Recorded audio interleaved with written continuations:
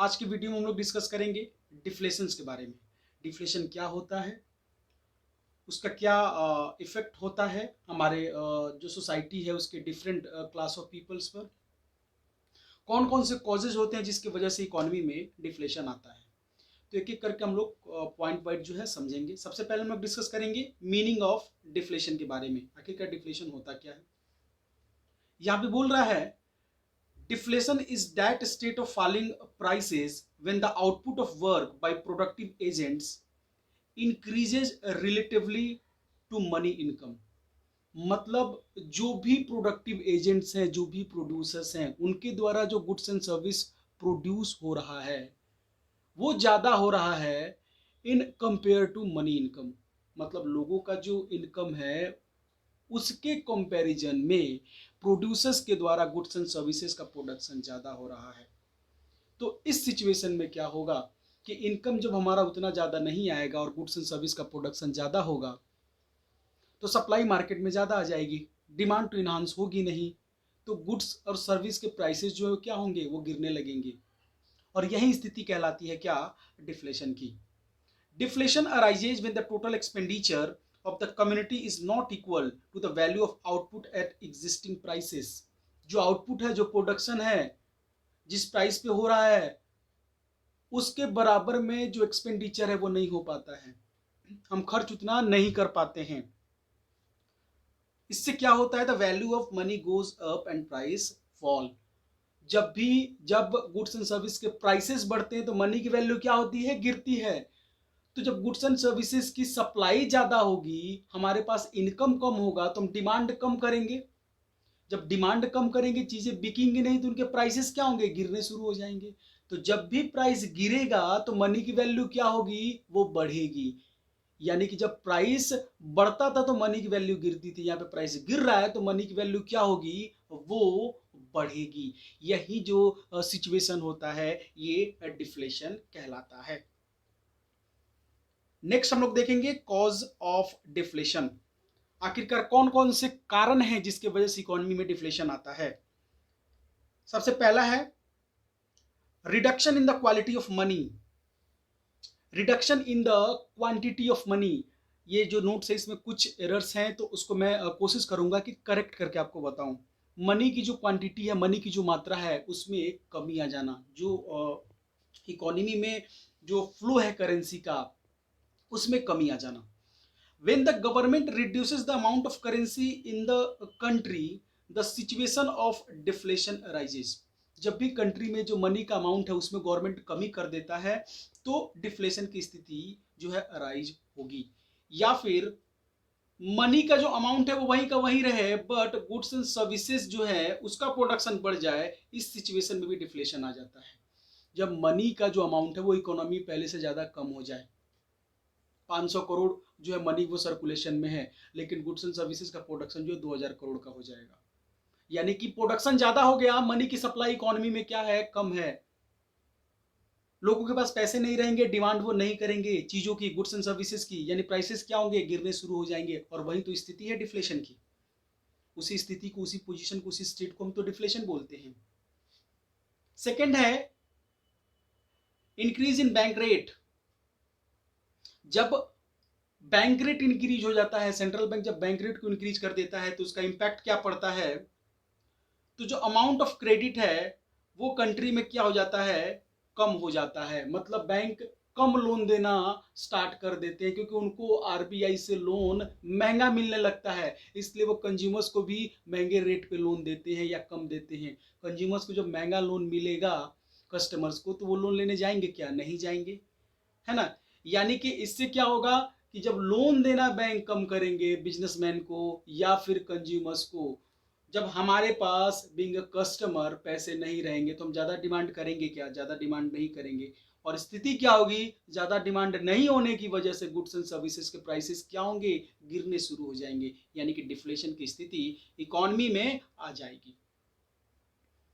अगला क्या है, टैक्सेशन एंड पब्लिक डेब्ट। जब गवर्नमेंट बहुत हैवी टैक्स इंपोज कर देती है इकोनॉमी में, जब हैवी टैक्स इंपोज कर देगी तो जो मनी का फ्लो है, मनी का सर्कुलेशन है इकोनॉमी में, उसका एक बड़ा हिस्सा वापस टैक्स के रूप में गवर्नमेंट के पास चला आएगा। यानी गवर्नमेंट ने टैक्स रेट्स क्या कर दिए, इंक्रीज कर दिए, तो जो सर्कुलेशन में मनी है उसका एक बड़ा हिस्सा तो गवर्नमेंट के पास वापस आ गया। यानी कि जो फ्लो है मनी का, जो अमाउंट है मनी का, वो तो इकोनॉमी में से कम हो गया।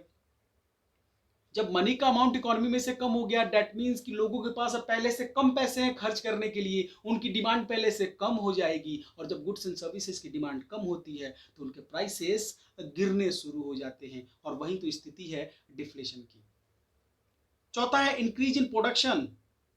When there is an increase in production of goods and services in the country and there is not increase in the amount of money and credit, deflation arises. The production हमारे goods and services का वो ज़्यादा हो रहा है और उस comparison में मनी का अमाउंट नहीं बढ़ रहा है, या फिर क्रेडिट फैसिलिटीज जो है हमारी इकोनॉमी में नहीं बढ़ रही हैं।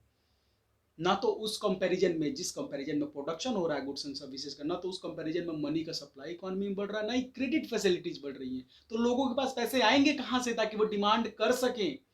यहाँ पे तो गुड्स एंड सर्विसेज ज्यादा हो रही हैं, पैसे ही लोगों के पास नहीं है कि डिमांड करें। डिमांड बढ़ेगी नहीं, प्राइसेस इंक्रीज होंगे नहीं, और ये स्थिति क्या होगी, डिफ्लेशन की स्थिति हो जाएगी।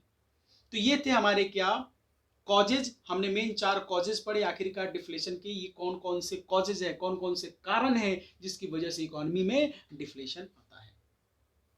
अब हम लोग अगला देखेंगे इफेक्ट्स ऑफ डिफ्लेशन। डिफ्लेशन के क्या क्या प्रभाव पड़ते हैं हमारी इकोनॉमी में। सबसे पहले हम लोग देखेंगे प्रोड्यूसर्स पे। The producers and traders face loss during deflation. जहां इन्फ्लेशन की स्थिति में इनको फायदा होता था, डिफ्लेशन की स्थिति में इसके अपोजिट इनको नुकसान उठाना पड़ता है। क्यों? क्योंकि कॉस्ट ऑफ प्रोडक्शन इनका क्या हो जाता है, वो हाई हो जाता है, और जो सेलिंग प्राइस है वो उनका लो होता है। क्योंकि चीजें बिकती नहीं हैं, उनको जो सेलिंग प्राइस है वो कम रख करके बेचना पड़ता है, और कॉस्ट ऑफ प्रोडक्शन उनका क्या होता है, वो हाई हो जाता है। इससे उनको प्रॉफिट अर्न ज्यादा नहीं हो पाता है। यानी डिफ्लेशन की जो स्थिति है वो हमारे प्रोड्यूसर्स, हमारे ट्रेडर्स क्लास के लिए काफी नुकसानदायक होती है। कंज्यूमर क्लास के लिए मैंने बताया था, कंज्यूमर क्लास में 2 होते हैं। एक वैसे कंज्यूमर्स जो कि डेफिनेट इनकम वाले होते हैं, जो सैलरीड क्लास है या फिर जो पेंशन अर्नर है, और एक जो इनडिफिनिट इनकम वाले होते हैं। तो जो डिफिनिट इनकम वाले होते हैं उनकी सैलरी तो फिक्स है, आ रही है। अब गुड्स एंड सर्विसेज के प्राइसेस कम हो गए हैं तो उनके पास पहले से ज्यादा अमाउंट बचेगा ना खर्च करने के लिए, यानी कि उनकी जिंदगी आराम से चलती है। लेकिन जो चेंजेबल इनकम वाले कस्टमर्स हैं उनको हैवी लॉस उठाना पड़ता है डिफ्लेशन के टाइम में, क्योंकि उनकी इनकम भी क्या होती है, फॉल होनी शुरू हो जाती है। यानी कंज्यूमर्स क्लास में जो फिक्स्ड इनकम वाले हैं उनको नुकसान नहीं होता है, लेकिन जो चेंजेबल इनकम वाले कंज्यूमर्स हैं उनको काफी लॉस उठाना पड़ता है। जो हमारे लेबर क्लास हैं, the labours gate profit in the initial phase. Notes में जो कुछ कुछ एरर्स हैं तो मैं जो बता रहा हूं वो एग्जैक्ट बता रहा हूं ताकि आप लोग एरर्स होने के बावजूद भी चीजों को अच्छे से समझ सके। लेबर्स जो हैं इनिशियल स्टेज में उनको प्रॉफिट होता है। क्यों? क्योंकि उनका वेजेस तो उनको उतना ही मिल रहा है, लेकिन गुड्स एंड सर्विसेज के प्राइसेस क्या हो रहे हैं, कम हो रहे हैं। यानी कि पहले से ज्यादा पैसा उनके पास बचता है, जो उनका रियल इनकम है, क्योंकि चीजें जो है सस्ती मिल रही है उनको। लेकिन लॉन्ग टर्म में उनको नुकसान उठाना पड़ता है, क्योंकि जो एम्प्लॉयर है जो उनको रखा हुआ है अपने यहाँ काम पे, वो तो एक टाइम के बाद से लॉस फेस करना पड़े, लॉस फेस करने लगेगा। यानी जब उसको लॉस होगा तो वो क्या उनको काम पर रखेगा क्या अपने अंडर में? नहीं रखेगा। वो क्या करेगा, उनकी छटनी शुरू कर देगा, उनको छांटना, उनको नौकरी से निकालना शुरू कर देगा। या फिर बोलेगा भाई हमको प्रॉफिट नहीं हो रहा है, हम आपको कम रेट पे रखेंगे, कम वेज पे रखेंगे। यानी कि इनिशियल स्टेज में जो वेज अर्नर्स होते हैं उनको प्रॉफिट होता है, लेकिन जैसे जैसे डिफ्लेशन बढ़ता जाता है लॉन्ग पीरियड में उनको यानी वेज अर्नर्स को नुकसान उठाना पड़ता है, अपने रोजगार से हाथ धोना पड़ता है, या फिर उनको कम वेजेज में ही संतुष्ट रहना पड़ता है। हमने प्रोड्यूसर्स क्लास में देखा इसका इफेक्ट, हमने कंज्यूमर्स क्लास में देखा, और हमने लेबर क्लास पे भी देखा। बैंकिंग सेक्टर पे इसका क्या इंपैक्ट पड़ता है इसके बारे में हम लोग डिस्कस करेंगे। बैंकिंग सेक्टर, एक तो जो बैंक रेट है, there is a decline in demand of loans. Recession में क्या होता है कि जो ट्रेड इंडस्ट्रीज हैं वो लॉस फेस करती हैं, तो वो लोन क्या करती है, लोन की डिमांड कम कर देती हैं, वो लोन लेंगे ही नहीं, क्योंकि उनको पता है कि गुड्स एंड सर्विसेज हमारी जो है वो बिक नहीं रही है, चीज़ें बिक नहीं रही हैं, लॉस फेस करना पड़ रहा है, तो फिर वो क्यों जाएंगे बैंकों से लोन लेने। एक तो लोन की डिमांड क्या हो जाती है, वो कम हो जाती है, और फिर दूसरी तरफ जो प्रीवियस लोन्स हैं उनकी रिकवरी भी नहीं हो पाती है। कैसे रिकवरी होगी, जो लोन लोगों ने लिया हुआ है, क्योंकि उनकी इनकम तो बढ़ नहीं रही है, उनकी इनकम तो हो नहीं रही है, तो कैसे लोन का पेमेंट करेंगे। यानी जो हमारी बैंकिंग इंडस्ट्री है वो पूरी तरीके से हैम्पर हो जाती है डिफ्लेशन के टाइम में। यानी हम लोगों ने बैंकिंग सेक्टर्स पे भी देखा कि किस तरीके से एक बैड इंपैक्ट पड़ता है डिफ्लेशन का। आई बात समझ में। प्रोफेसर केन्स ने कहा था, inflation is unjust and deflation is inexpedient. Inflation जो है वो अन्यायपूर्ण है, अनजस्ट है, और डिफ्लेशन जो है वो अनुचित है। बट इन दोनों में सबसे खराब जो है वो डिफ्लेशन है, यानी डिफ्लेशन इज वर्स। ये एक स्टेटमेंट है, एग्जामिनेशन में आप लोग के पूछ सकता है कि inflation is unjust and deflation is inexpedient at the two perhaps deflation is worse, explain this statement, ऐसा करके क्वेश्चन आ सकता है। ये प्रोफेसर केन्स का स्टेटमेंट था कि इन्फ्लेशन भी खराब है, वो अन्यायपूर्ण है, और डिफ्लेशन भी खराब है, वो अनुचित है इकोनॉमी के लिए, लेकिन इन दोनों में सबसे खराब डिफ्लेशन है इकोनॉमी में। आखिरकार ऐसा क्यों है, तो ये चीजें हम लोग जो है डिस्कस करके देखेंगे। तो पहले हम लोग ये जानेंगे कि आखिरकार इन्फ्लेशन अनजस्ट यानी कि अन्यायपूर्ण क्यों है हमारी इकोनॉमी के लिए। तो प्रोफेसर केन्स ने समझाने की कोशिश की आखिरकार क्यों ये अनजस्ट है। सबसे पहला है, the prices of goods increase during the inflation. जो गुड्स के प्राइसेस है इन्फ्लेशन के टाइम में, मतलब महंगाई जब आती है, यानी गुड्स एंड सर्विसेज के प्राइसेस क्या होते हैं, वो बढ़ने लगते हैं। इससे क्या होता है, जो पुअर क्लास है उनके ऊपर इकोनॉमिक बर्डन बढ़ जाता है। रिच क्लास जो है वो तो इस बर्डन को झेल लेते हैं, अमीर लोग तो झेल लेते हैं, लेकिन जो पुअर क्लास है वो इस बर्डन को नहीं झेल पाता है। यानी कि जब गुड्स एंड सर्विसेज के प्राइसेस महंगे हो रहे हैं, तो जो हमारे सोसाइटी में जो गरीब लोग हैं वो इस इकोनॉमिक बर्डन को नहीं झेल पाते हैं। अमीर लोग तो झेल लेते हैं, गरीब लोग नहीं झेल पाते हैं। यानी ये चीजें देखते हुए हम बोल सकते हैं कि इन्फ्लेशन क्या है, अन्यायपूर्ण है। जो सैलरीड क्लास है, the salaried class and other people with a fixed income find their income to be stable but rise the prices at goods and services, consequently they have to cut their consumption. जो salaried class fixed income वाले लोग हैं उनके लिए समस्या हो जाती है, क्योंकि उनकी फिक्स्ड इनकम है, उनको बहुत सारे अपने खर्चों में कटौती करनी पड़ती है। यानी इस नजरिए से देखें, इस पॉइंट ऑफ व्यू से देखें, तो भी जो इन्फ्लेशन है वो अन्यायपूर्ण है हमारी सोसाइटी के लिए। तीसरा क्या है, ये प्रोफेसर केन्स ने समझाने की कोशिश की कि आखिरकार इन्फ्लेशन अनजस्ट यानी अन्यायपूर्ण क्यों है हमारी इकोनॉमी के लिए। तीसरा पॉइंट बोल रहा है, inflation also promotes immoral activities. बहुत सारी इमोरल एक्टिविटीज को प्रमोट करता है, जैसे ब्लैक मार्केटिंग हो गया, जमाखोरी, होर्डिंग हो गया, या फिर आर्टिफिशियल स्कार्सिटी हो गया। ये सारी चीजें जो प्रोड्यूसर्स है उनमें और ज्यादा पैसा कमाना, और ज्यादा प्रॉफिट कमाने की चाह में ये सारी गलत एक्टिविटीज वो करते हैं, जिससे हमारी सोसाइटी, हमारे समाज को, हमारी इकोनॉमी को बहुत ज्यादा नुकसान उठाना पड़ता है। तो इस पॉइंट ऑफ व्यू से भी जो इन्फ्लेशन है वो क्या है, अन्यायपूर्ण है हमारी इकोनॉमी के लिए, अनजस्ट है। इन्फ्लेशन से अमीर और अमीर हो जाता है और गरीब होता चला जाता है, क्योंकि जो हमारे प्रोड्यूसर्स क्लास हैं वो और ज्यादा क्या करते हैं, पैसा बनाते हैं। जो हमारे वेज अर्नर्स हैं उनको बहुत ज्यादा चीजें महंगी मिलने लगती हैं, जिसकी वजह से उनके पास पैसे बचते नहीं है, पर कैपिटा इनकम लगातार कम होते जाता है। एक टाइम के बाद से जो है अनएम्प्लॉयमेंट भी मतलब जो है इकोनॉमी में होने लगता है। यानी ये सारी चीजें होने लगती है, इकोनॉमी हमारी दो पार्ट्स में डिवाइड हो जाती है, अमीर और अमीर हो रहा है, गरीब और गरीब हो रहा है। इस पॉइंट ऑफ व्यू से भी अगर हम देखें तो जो इन्फ्लेशन है वो हमारे लिए क्या है, अन्यायपूर्ण, अनजस्ट है। डिफ्लेशन अनुचित, इनएक्सपीडियंट क्यों है हमारे लिए, ये भी प्रोफेसर केन्स ने समझाने की कोशिश की है। सबसे पहला क्या, डिफ्लेशन में जो है प्रोडक्शन में कमी आती है, रिडक्शन इन प्रोडक्शन में कमी आती है। There is a fall in prices of goods during deflation, as a result producers face loss. जब प्राइसेस गुड्स एंड सर्विसेज की गिरने लगेंगी क्योंकि डिमांड होगा नहीं, प्रोड्यूसर्स को नुकसान होगा। जब उनको नुकसान होगा तो वो ज़्यादा से ज़्यादा प्रोडक्शन नहीं करना चाहेंगे, यानी कि प्रोडक्शन जो है उनका क्या होगा, कम होगा। इससे जो इकोनॉमिक कंडीशन है कंट्री की वो क्या होगी, खराब होती जाएगी, क्योंकि गुड्स एंड सर्विसेज का प्रोडक्शन हमारा कम होता जाएगा, हमारी जीडीपी कम होती जाएगी, यानी इकोनॉमिक पोजीशन हमारी कंट्री की वीक होती जाएगी। यानी कि डिफ्लेशन अनुचित क्यों है हमारी इकोनॉमी के लिए, तो पहला रीजन क्या है, इससे प्रोडक्शन क्या होता है, वो कम होते जाता है। जब प्रोड्यूसर्स को लॉस फेस करना होगा, उनको प्रॉफिट नहीं होगा, तो क्या होंगे, ज्यादा से ज्यादा गुड्स एंड सर्विसेज का प्रोडक्शन नहीं करेंगे। दूसरा क्या, अनएम्प्लॉयमेंट।